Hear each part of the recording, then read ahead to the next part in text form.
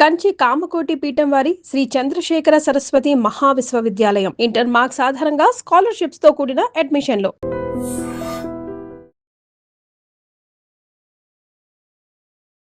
Hi! Hello! నమస్తే. Welcome back to iDream media.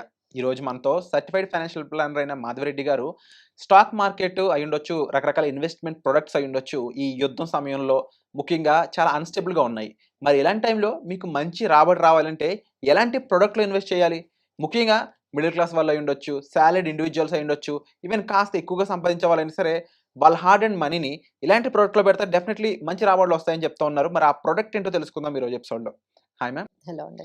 Usually మీకు తెలిసిందే మన అవును. వాళ్ళు రిటర్న్స్ కోసం మన ఎపిసోడ్‌లు చూస్తుంటారు. కానీ అవునవును. ఇప్పుడు స్టాక్ మార్కెట్ చూసుకున్నా, గోల్డ్ చూసుకున్నా అన్నీ అన్నిట్లో కూడా హెవీ వాలటాలిటీ కనిపిస్తా ఉంది. కనిపిస్తుంది. అవును. మరి ఇలాంటి టైంలో ఒక స్టేబుల్ ప్రొడక్ట్ ఇన్వెస్ట్‌మెంట్ కంటే మీరేం సజెస్ట్ మనం చేస్తారు? కొన్ని ఎగ్జాంపుల్స్ చెప్తామండి. అంటే రీసెంట్‌గా మా క్లయింట్స్ నాకు షేర్ చేసిన వాళ్ళ ప్రాబ్లమ్స్ ఓకే. ఎస్పెషల్లీ ఇప్పుడు మనము ఒక సీనియర్ సిటిజన్స్ తీసుకున్నాం అనుకోండి. వాళ్ళు ఎస్పెషల్లీ ఎక్కడికెళ్తారు? బ్యాంక్స్‌కెళ్తారు. హ్మ్.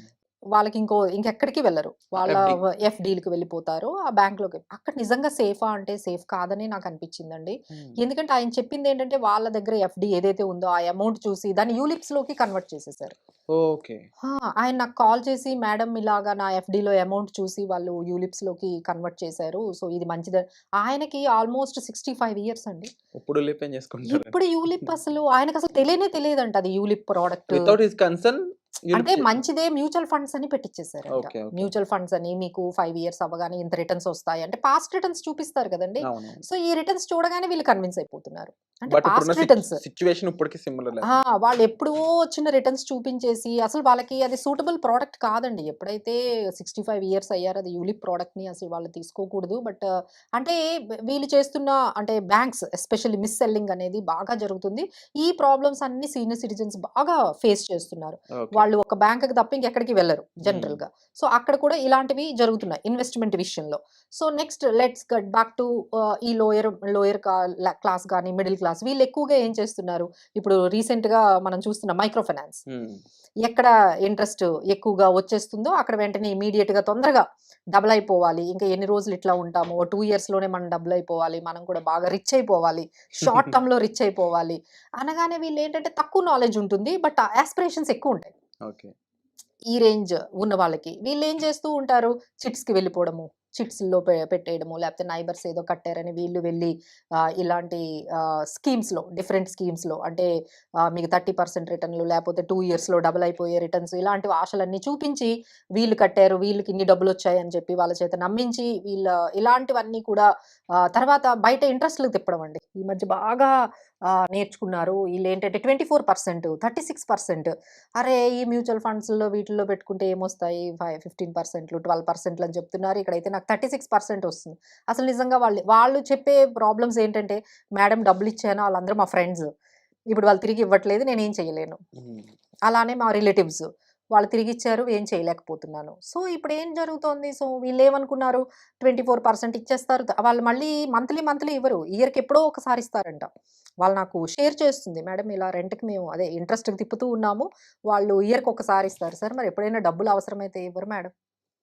ఇంట్రెస్ట్ ఇస్తే ఇస్తారు. అది గూడా వాళ్ళకెప్పుడు వీలైతే అప్పుడిస్తారు. సో, ఇలాంటి ఇన్వెస్ట్‌మెంట్‌లనమాట. అంటే ఈ పర్టిక్యులర్ గ్రూప్ ఎవరైతే ఉన్నారో వీళ్ళందరూ చేసేవేంటంటే ఎక్కువ ఇంట్రెస్ట్‌లకి తిప్పుకోవడం. లేదు అంటే ఇలాంటి మైక్రో ఫైనాన్స్, ఇలాంటి ఫైనాన్స్‌కి సంబంధించిన ఇలాంటి స్కీముల్లోకి హైయర్ ఇంట్రెస్ట్ కోసం వెళ్ళిపోవడం. ఇది వీళ్ళు చేస్తున్న ఇన్వెస్ట్‌మెంట్స్. నెక్స్ట్ థర్డ్ కేటగరీ ఏంటంటే టెక్నాలజీ తెలిసి మంచి నాలెడ్జ్ ఉండి ఐటీ కంపెనీస్‌లో మంచి మంచి ప్యాకేజుల్లో జాబులు వీళ్ళు ఎలాంటి ఇన్వెస్ట్‌మెంట్స్ చేస్తూ ఉన్నారంటే ఇక వీళ్ళెవ్వరిని అడగరండి. వాళ్ళు డూ ఇట్ యువర్ సెల్ఫ్. వాళ్ళకి మా దగ్గర మంచి నాలెడ్జ్ ఉంది. మాకసలు టెక్నాలజీ ఉంది. ఆర్టిఫిషియల్ ఇంటెలిజెన్స్ ఉంది. గూగుల్ ఉంది. మనీ కంట్రోల్ ఉంది. అసలు మాకు తెలిసిన ఇన్ఫర్మేషన్ అసలు ఎవరికీ తెలీదు అని చెప్పి వాళ్ళేం చేస్తున్నారు, వాళ్ళు ఓన్‌గా యాప్స్ అన్నీ ఓపెన్ చేసేసుకుంటున్నారు. నెమ్మదిగా మ్యూచువల్ ఫండ్స్ అని మొదలుపెట్టి ట్రేడింగ్‌తో ఎండ్ అవుతున్నారు. హ్మ్. ట్రేడింగ్‌కి వెళ్ళిపోయి అక్కడ ఎందుకంటే ఎప్పుడైతే మీరు యాప్స్ అన్నీ ఓపెన్ చేసుకుంటున్నారో మీ ఇన్ఫర్మేషను వెళ్ళిపోతుంది. వెళ్ళి అక్కడ మీరు ఏదో ఒక వాట్సాప్ గ్రూప్‌లో మిమ్మల్ని యాడ్ చేస్తారు. లేదు అంటే ఏదైనా ఒక టెలిగ్రామ్ గ్రూప్‌లో మిమ్మల్ని యాడ్ చేస్తారు. నెమ్మదిగా మిమ్మల్ని ట్రాప్ చేస్తూ ఉంటారు. సో, అక్కడ మీకు నాలెడ్జ్ ఉంది. టెక్నాలజీ ఉంది. అంతా ఉంది. అయినా సరే మీరేం చేస్తున్నారు ఫైనల్‌గా you are getting into the trap. ఆఫ్ ఈ ట్రేడింగ్ అనే దాంట్లోకి వెళ్ళిపోయి హయ్యర్ రిటర్న్స్ తెచ్చేసుకుందాము అని చెప్పి ఈ విధంగా వీళ్ళు చేసిన మిస్టేక్స్. అంటే ఎక్కడ చూసినా ఈ ఇన్వెస్ట్మెంట్స్ అనగానే చాలా రిస్కీ అయిపోయాయండి. Now days it's not so easy to create. అంటే ఎంట్రీ ఈజీయే, ఎక్కడో దగ్గర 5,00,000 పెట్టేస్తున్నాము, 10,00,000 పెడుతున్నారు, ఏదో ఒకటి ఎంట్రీ తీసుకుంటున్నారు. బట్ ఎగ్జిట్ అనేది, ఆ ఎక్స్పీరియన్స్ అనేది వాళ్ళు అనుకున్నంతగా ఎక్స్పెక్టేషన్స్కి తగ్గట్టుగా వాళ్ళ జర్నీ ఉండట్లేదు. ఆ ఇన్వెస్ట్మెంట్ జర్నీ అనేది అంత పీస్ఫుల్గా ఉండట్లేదు. సో దీనికి మనం ఏం చేయొచ్చు? సో అంతా అంటే వీళ్ళు ఏం చేస్తున్నారు అంటే అమౌంట్ అంతా కూడా ఒకటే దాంట్లో. ఇప్పుడు మనకి ఫోమో, ఈ గోల్డ్ సిల్వర్ ఫోమో వచ్చింది, మీరు అంతా చూసే ఉన్నారు కదా. ఇక ఎవరిని చూసినా ఈ గోల్డ్ సిల్వర్లో, లేదు అంటే రియల్ ఎస్టేట్లో ఒక టైంలో పెట్టారు. సో ఇప్పుడు దుబాయ్లో చూసారు కదండి ఏం జరిగిందో, మొత్తం కొలాప్స్ అయిపోయింది. సో ఎనీ ఇన్వెస్ట్మెంట్ మనం ఫోమోలో కాకుండా ఎనీథింగ్ మనకి ఏంటంటే మనకి ఎంతవరకు ఎంత పర్సంటేజ్ మనం అందులో ఇన్వెస్ట్ చేయాలి, ఒక మంచి ఇన్ఫర్మేషన్ తీసుకొని ఇన్ఫార్మ్డ్గా రిస్క్ టేకింగ్ ఎబిలిటీని మనం అర్థం చేసుకొని పేషెన్స్గానే ఉండాలి. మరీ గ్రీడీగా ఎప్పుడైతే మీరు 30% ఎక్స్పెక్ట్ చేశారో, so there is a huge risk అనేది ప్రతి ఒక్క, అంటే higher return is higher risk. అవును. అది మీరు అక్కడ మీరు రిస్క్ లేదని ఎవరైనా చెప్తే మీరు నమ్మకూడదు. ఎట్లా నమ్ముతారండి? అక్కడ అంత రిటర్న్ ఇస్తున్నారంటే definitely there is a risk. లేదు మేడం అసలు ఇందులో ఏం రిస్క్ ఉండదు, మీకు 20% ఈజీగా వచ్చేస్తుంది, 25% ఈజీగా వస్తుందంటే ప్లీజ్ డోంట్ బిలీవ్. రిస్క్, ఆ రిటర్న్ ఉంది ఎక్కువ ఇచ్చారు అంటేనే అక్కడ రిస్క్ ఉందనేది మీనింగ్. సో దీనికి ఏంటంటే ఇక వాల్టిలిటీ, ఇక్కడ మార్కెట్కి వచ్చిన తర్వాత మీరు చూసారు కదా, too much of volatility stock మార్కెట్లో, అంత అన్సర్టనిటీ. సో దీనికి ఇంకా ఏదైనా మంచి ఆప్షన్స్ ఉన్నాయా అంటే డెఫినెట్లీ అండి, ఎవరైనా ఒక స్టేబుల్ రిటర్న్ కావాలి, మాకు 10% చాలు మేడం, మాకు ఈ స్కీమ్స్ వద్దు, ఈ ఎక్కువ రిటర్న్స్ వద్దు, ఈ మార్కెట్ వాల్టిలిటీ వద్దు అనుకుంటే మాత్రం అలాంటి వాళ్ళకి కొంత amount definitely every one has to, అంటే ఓన్లీ సీనియర్ సిటిజన్స్ అనే కాదు, ఎవ్రీ వన్ అండి, every one has to keep it some amount for stability అనేది ఉండాలి. ఎందుకంటే మన లైఫ్లో చాలా అన్సర్టనిటీస్ ఉంటాయి. మేబీ జాబ్ పరంగా కానీ, లేకపోతే బిజినెస్ పరంగా కానీ అప్స్ అండ్ డౌన్స్ అనేవి ఇన్కమ్లో జరుగుతూ ఉంటాయి. మీరు ఇలా తెచ్చిన ప్రతి అసెట్ని గ్రోత్ అసెట్లలోని, లేకపోతే రిస్కీ అసెట్స్లో మొత్తం, అంటే రిస్కీ అసెట్స్ అంటే ఈ గోల్డ్ సిల్వర్ కూడా ఈ మధ్య రిస్కీ అయిపోయాయి.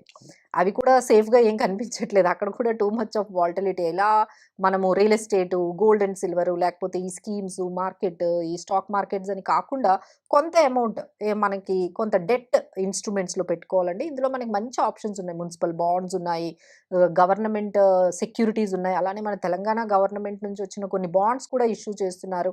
ఇవన్నీ ఏంటంటే ఫిక్స్డ్ పర్సంటేజ్ మీకు ముందుగానే చెప్పేస్తారు. 9% ఇస్తాము, 10% అంటే బ్యాంక్ ఇంట్రెస్ట్ కన్నా బెటరే కదండి. అవును. సో బ్యాంక్లో మీకు ఎట్లా అయినా వాళ్ళు అన్ని కట్ చేసుకొని 6%, 5% ఇస్తారు కాబట్టి, సో ఇక్కడ 9%, 10% వచ్చినా you can get at least 100%, 70% extra మనకి రిటర్న్ వచ్చినట్టే.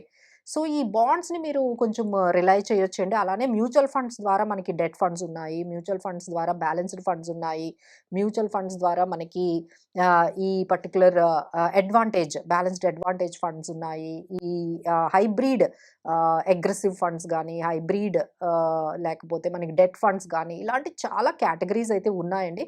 కొంత అమౌంట్ మీరైతే ఖచ్చితంగా, అంటే మీరు గ్రోత్ అసెట్స్లో ఉండొచ్చు, బట్ అవి ఏంటంటే అవసరానికి యూజ్ అవ్వవు. ఇప్పుడు రియల్ ఎస్టేట్లో పెట్టారండి, ఇప్పుడు అర్జెంటుగా ఇప్పుడు అమ్మేయాలంటే అసలు కొనేవాళ్ళే లేరు బయట, ఎవ్వరు కొనలేదు అసలు. ఇప్పుడు నాకు కావాలి అంటే అమౌంట్ ఎక్కడి నుంచి వస్తుంది, రాదు. అలానే ఇప్పుడు గోల్డ్ అండ్ సిల్వర్ అనేది ఎక్కడో కొన్నారు, ఇప్పుడు అది వాల్యూ కూడా తగ్గింది. అలానే మనకి ఇప్పుడు స్టాక్ మార్కెట్ చూస్తే అదేం పెద్ద రిటర్న్స్ రాలేదు. సో ఇక్కడ మనకి ఏదైనా అవసరం అయితే అమౌంట్ కొంత ఉండాలి కాబట్టి definitely you have to keep at least 20% మీరు ఇలాంటి డెట్ ఇన్స్ట్రుమెంట్స్లో మీకు కావాలి అంటే we are there to help you. మనకి డైరెక్ట్గా మనకి ఐపీఓ లాగా ప్రైమరీ మార్కెట్లో కూడా కొత్త బాండ్స్ ఎంత పర్సెంటేజ్ ఉంటుంది 9 to 11% వరకు మనకి వ్యారీ అవుతూ ఉంటుందండి. మీరు కొంచెం, అంటే ఇది రేటింగ్ మీద ఉంటుంది. సో ఈ రేటింగ్ బట్టి మీకు పర్సంటేజ్ అనేది హైలీ, ఇప్పుడు AAA రేటింగ్ అనుకోండి 9%, 8% వస్తుంది. కొంచెం రేటింగ్ తగ్గింది అనుకోండి యూ విల్ గెట్ 11%, 12% కూడా మీకు మంచివి మీకు, అంటే కొంచెం రేటింగ్ తగ్గానే మీకు రిటర్న్స్ కూడా 11-12% కూడా వస్తాయి. బట్ ఏంటంటే ఫిక్స్డ్, ఇక తగ్గదనమాట, అంటే ఇక ఆ పర్సంటేజ్ అనేది మీకు పే చేస్తారు.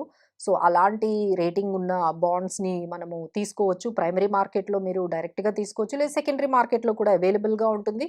వాటికి మెచ్యూరిటీ పీరియడ్ ఉంటుంది. బట్ ఏంటంటే మల్టిపుల్స్ తీసుకోవాలి. అంటే 50,000, 1 lakh మల్టిపుల్స్ ఇలా తీసుకోవాల్సి ఉంటుంది. అంటే మన షేర్స్ ప్రాఫిట్ లాగా గమనించాలంటే. అది మనం ఒకేసారి ఒక 5 lakhs ఉందంటే దాంట్లో పెట్టుకోవచ్చు. మీకు రెగ్యులర్గా ఇన్కమ్ కావాలి, ఎవ్రీ ఇయర్ నాకు కొంత ఇన్కమ్ వచ్చేయాలి, లేదు ఎవ్రీ క్వార్టర్ నాకు ఇన్కమ్ వచ్చేయాలంటే కూడా మనకు వచ్చేస్తుంది. ఓకే. లేదు మనకి డైరెక్ట్గా 5 years మెచ్యూరిటీ తర్వాత కాంపౌండింగ్ అయ్యి మనకి ఎక్కువ రిటర్న్ రావాలి అనే ఆప్షన్ కూడా ఉంటుంది. కానీ అలా అయితే ట్యాక్స్ పడుతుంది మా ప్రాఫిట్ మీద. అదే అంటే మనకి ఇప్పుడు మీరు బ్యాంకుల్లో ఎఫ్డి ఎంత అయితే పెట్టుకున్నారో, ఎంత ట్యాక్స్ పడిందో ఇక్కడ కూడా అంతే ట్యాక్స్ పడుతుంది. సో అక్కడైనా మనకి బ్యాంకుల్లో ఎఫ్డీలో కూడా ట్యాక్స్ పడకుండా ఏముండదు. బట్ నవ్ డేస్ ఎవరికైనా 12 lakhs వరకు ఎగ్జంప్షన్ ఉంది కదండి. సో 12 lakhs వరకు, 12 lakhs లోపు ఉన్న వాళ్ళు ఎవరు కూడా ఈ ట్యాక్స్ గురించి పెద్దగా వరీ సాలరీ ఎంప్లాయీస్ అవ్వాల్సింది. అయ్యుండి వాళ్ళు దాని మీద రావాలి అనుకుంటే దాన్ని ఇలా మీరు అన్నట్టు సెమీ ఆ, తీసేసుకుంటే మధ్యలో అవును. తర్వాత దాన్ని మళ్ళీ ఇన్వెస్ట్మెంట్ కూడా పెట్టుకోవచ్చు కదా. ఇన్వెస్ట్మెంట్ మీద పెట్టుకోవచ్చు. లేదు మీ వైఫ్ మీద కూడా, ఇప్పుడు తనకి ఇన్కమ్ తక్కువ ఉందనుకోండి, తన పేరు మీద కూడా బాండ్స్ తీసుకుంటే దాని మీద తనకి 12 lakhs వరకు ఎగ్జంప్షన్ కదా. Okay okay. సో అలా కూడా వాళ్ళు ప్లాన్ చేసుకోవచ్చు. ఇప్పుడు తన మీద కూడా ఇన్వెస్ట్మెంట్స్ చేసింది అనుకోండి, so you will get tax exemption 12 lakhs వరకు ఉంటుంది. So you will get tax ఎఫెక్టివ్గా కూడా మనము ప్లాన్ చేసుకోవచ్చు. So there is certain amount ఇలాంటి అన్సర్టెన్ టైంలో, ఒకవైపు వార్, ఒకవైపు ఆర్టిఫిషియల్ ఇంటెలిజెన్స్, అసలు ఎట్లా అంటే అట్లా ఒకేసారి ట్రాన్స్ఫర్మేషన్, ఏదో ఒక రకమైన ట్రాన్స్ఫర్మేషన్లోకి వెళ్ళిపోతున్నాం. But future is going to be very very tough.